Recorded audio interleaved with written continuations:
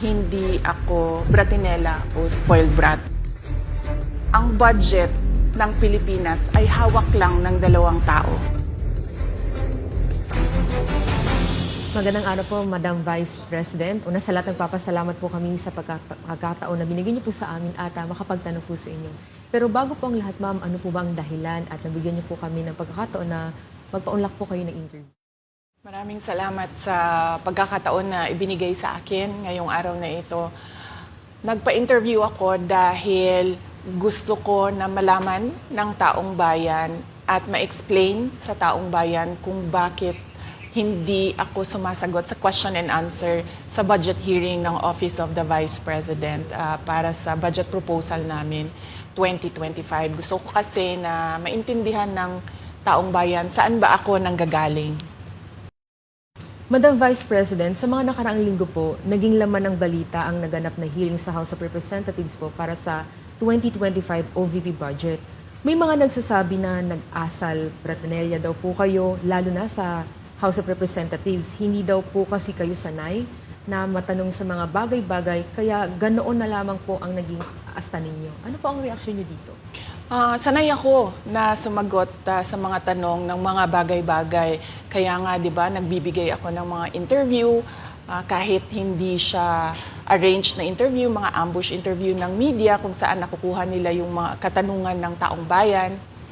Sanay ako sa ganyan. At alam ng taong bayan na hindi ako bratinela o spoiled brat dahil kilala nila ako simula nung ako ay nasa Davao pa, simula nung ako ay mayor pa, hanggang naging vice president ako. Kilala ako ng taong bayan na hindi ko inaabuso ang aking power at ang aking authority sa lahat ng mga opisina na nahawakan ko. Testigo ko ang buong bayan na hindi ako isang spoiled brat. In fact, nung ako ay lumalaki, hindi naman, ang mga kaibigan ko, hindi naman sila galing sa political na pamilya, sa mga mayayaman na pamilya, sa mga powerful na pamilya. Sila ay mga ordinaryong tao lamang at yun ang kinalakihan ko. Isang ordinaryong environment ng isang ordinaryong citizen ng ating bayan. Sa palagay ko, hindi lang sanay ang iilan na mga miyembro ng House of Representatives na hindi nila makuha yung gusto nila at gusto nilang marinig na sagot. At hindi sanay yung mga iilan na mga representatives natin na sinasagot sila sa kanilang mga patutsada. Kaya sa tingin ko, isa din itong parang atake din nila na parang, oh, bratinela yan.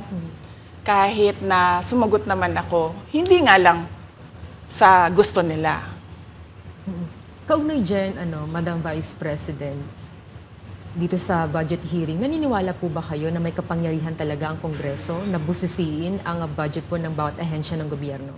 Siyempre, oo, nakalagay yan sa ating saligang batas na ang Kongreso natin ang merong power of the purse. Kaya nga, 'di ba, merong mga budget hearings at merong pagpasa ng budget mula sa House of Representatives at sa Senado natin, sa Kongreso natin. Kinikilala natin 'yan. Kaya nga, 'di ba, pumunta tayo doon sa Senate hearing, pumunta tayo doon sa House of Representatives na hearing dahil nagpresenta tayo ng budget. Ang ginawa ko lang ay sinabi ko, i-forgo namin yung question and answer na parte ng budget hearing.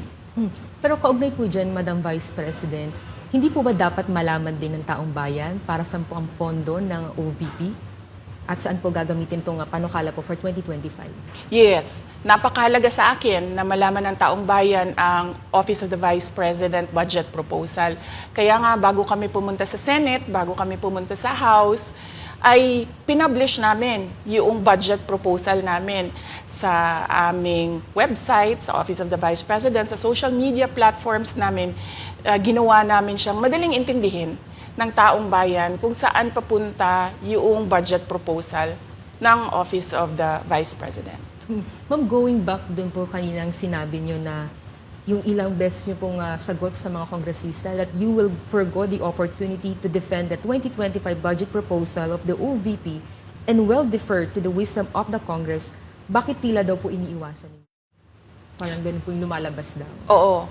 Kasi sinasabi ko pa ulit-ulit yon na sinasubmit namin sa Congress ang budget ng Office of the Vice President at iniiwan namin sa Kongreso ang desisyon kung ano ang gagawin nila para sa Office of the Vice President. Kaya fino-forgo na namin yung question and answer. Unang-una dahil nakikita namin na ginagamit siya ng ibang mga miyembro, iilan na mga miyembro ng Kongreso para umatake sa akin dahil hindi kami magkasama sa politika.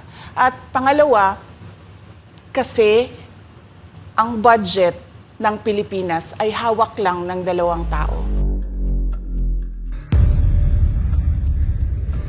Isa yan sa mga rason kung bakit ako nag-resign sa Department of Education.